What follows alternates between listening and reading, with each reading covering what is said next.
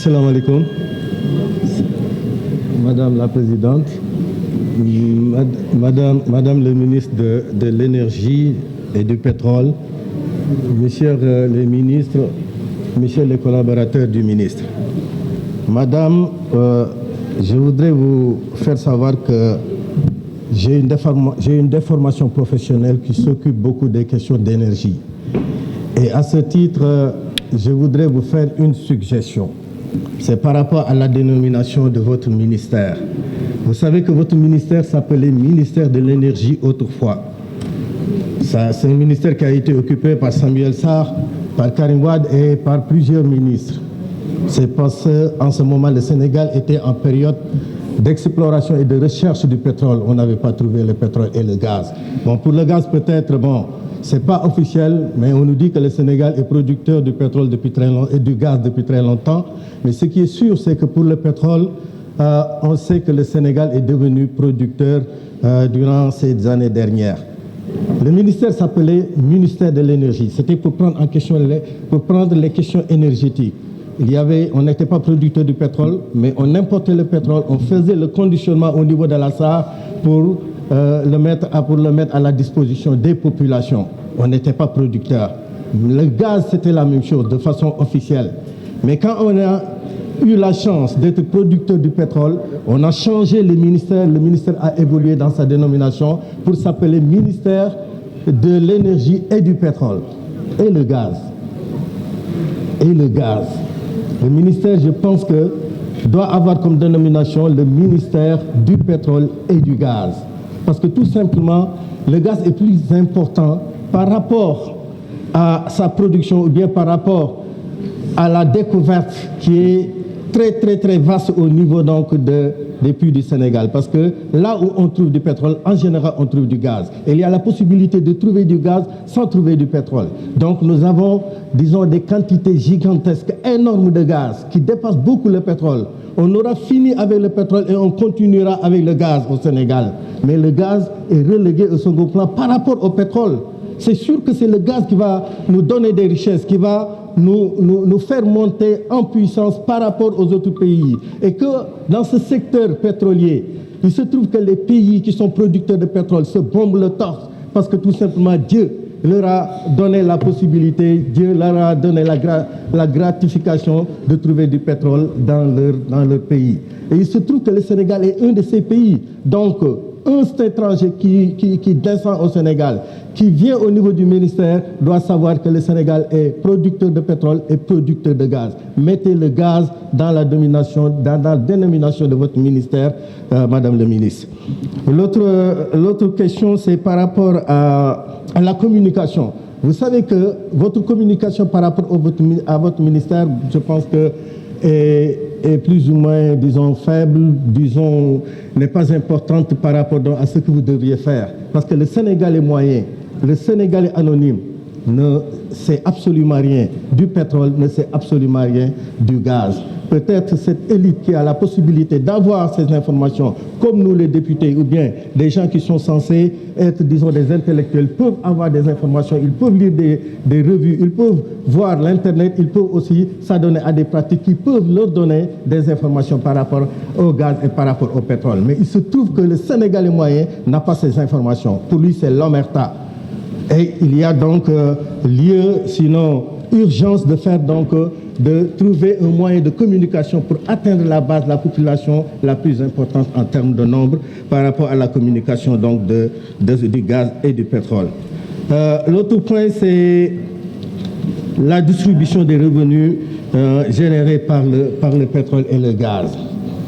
loolu dama bëgg sa wax wolof parce que je veux toucher une cible bu nga xam ne dafa am importance ci moom, c'est les pêcheurs. Man pêcheur là, man Thiaroye-sur-Mer laa dëkk, dama dugg ci géej, dama pêcher, amul benn forme de pêche bu ma deful. te xam naa ne tey jii trouvé ngeen ci li nga xamee ne moom mooy gaz ak pétrole ci zone yu nga xam ne c'est des zones poissonneuses, très poissonneuses. Il y a le bloc Sangomar, il y a le Rufisque offshore, il y a Kayar offshore. Zone yooyu c'est des zones de pêche yu nga xamee ne dañ di napp jën te c'est sûr que bu ñu commencé production pétrole bi di ngeen limiter les pêcheurs à des miles yu sori yu nga xam ne duñ jege zone boobu. mais et la contrepartie les pêcheurs qu'est-ce qu'ils vont gagner par rapport à ça lu ñu fi amati déjà ñoom ils sont déboussolés dans la mesure où mënatuñoo pêcher fenn jën amatul léegi loolu obligé leen ñuy dem en haute mer di dajeeg li nga xam ne mooy les bateaux de pêche parfois les bateaux les passent dessus dañuy jaar ci seen kaw guddi gi ñuy jël yooyu risque ngeen ñëwaat encore ak pétrole bi bëgg aussi limiter pêcheurs yi ba duñu dem ci zone poissonneuse yooyu donc dans la distribution ou bien dans la redistribution des revenus war ngeen ci jox wàll pêcheurs yi pour contrepartie wala au moins li nga xam ne mooy le manque à gagner dugal leen ci pêcheurs yi j'ai vu que séddale ngeen ba séddale les générations futures ce qui est une très bonne chose mais vous avez oublié les pêcheurs parce que c'est sûr que le manque à gagner ak li nga xam ne mooy seen gagne-pain dootuñu ko am ils sont dans la misère actuellement xam na fu ñu jëm dans la catastrophe le pays pêcheurs yi jëm les pêcheurs monsieur le ministre surtout monsieur le ministre des finances les pêcheurs dugal leen ci li nga xamee ne moom mooy redistribution bi nga xamee ne moom mooy les revenus issus du pétrole dañu ci bokk parce que ci géej la nekk lu ci bari c'est-à-dire le pétrole offshore boole leen ci pêcheurs yi c'est sûr que dañuy gën a pauvre gën a sonn su leen ko mënee def en subvention ngeen def ko en subvention su leen ko defal en subvention mais yéen a ngi wax ne pêcheurs yi mënuñ jënd les pirogues yu nga xam ne en fibre de verre la mais jëndal leen ay pirogues en fibre de verre en compensation ngeen jox ko pêcheurs yi mais aussi yéen a ngi wax ne la 1 million ngeen leen subventionné par rapport au moteur hors bord mais tey jii ñu ci bari amuñu ko parce que amuñu xaalis 1 million pour joxe ko mais léegi fexe leen léegi 1 million yooyu wàññi leen ci ba laaj leen 100 000 200 000 de façon symbolique ñoom ñu cotiser pour am ces machines hors bord lay jóge ci xaalis ci pétrole bi dugal leen ci loolu ngeen régler affaire pêcheurs yi il faut les aider. Moi je suis de Thiaroye-sur-Mer je suis sama maamaati ay pêcheurs lañu ay mool lañu. Il faut nous prendre en compte dans la distribution des revenus issus de ce pétrole-là. beneen bi may waxati moom mooy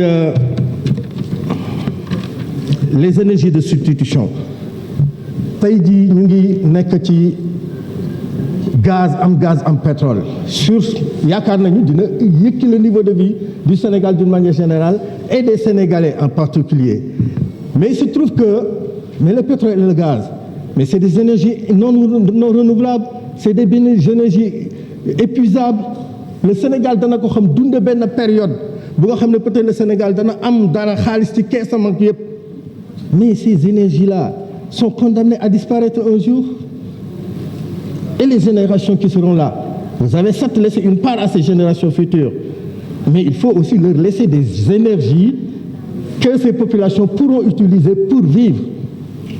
Et là, je vous invite à explorer les possibilités des énergies alternatives, comme l'énergie thermique, comme l'énergie solaire. Certes, on l'utilise au Sénégal, mais très faiblement. Le Sénégal est solarisé. Pourquoi vous n'utilisez pas la solarisation? Pourquoi n'utiliserez pas l'énergie solaire à outrance au Sénégal pour que tous les domiciles puissent être dotés de moyens pour utiliser cette énergie-là? Parce que nous le faisons de façon très, très, très faible, de façon très, très, très moyenne, s'il le faut. Pour ces énergies aussi, il faut aussi l'énergie éolienne. L'énergie éolienne, c'est l'énergie que nous avons vraiment en masse, que nous avons de façon très, très étendue et que nous n'utilisons pas ici au Sénégal. Il n'y a que la centrale de Tobène ou Taïba Ndiaye. À part ça, on ne voit pas d'utilisation du vent, c'est-à-dire de l'énergie éolienne. Alors que le Sénégal a 2 océans. L'océan, ñun léegi dañ koy wax géeju góor ak géeju jigéen géej bi nga xam ne nord la nekk benn bi sud. Les 2 océans dañuy attirer ngelaw entre les 2 océans. C'est pourquoi le vent, surtout au Sénégal, ça le vent toujours circule du sens nord-sud. On a beaucoup de vent. Pourquoi n'utilisez-vous pas l'énergie éolienne? Comme énergie alternative, donc, je propose l'utilisation donc de cette énergie. Je voudrais aussi empiéter sur la possibilité d'utiliser les gaz à effet de serre. Vous savez que les gaz à effet de serre nous causent aujourd'hui des effets très, très pernicieux, des effets néfastes. Parce que tout simplement, c'est ce qui crée les changements climatiques. C'est 10 minutes? 10 minutes, oui.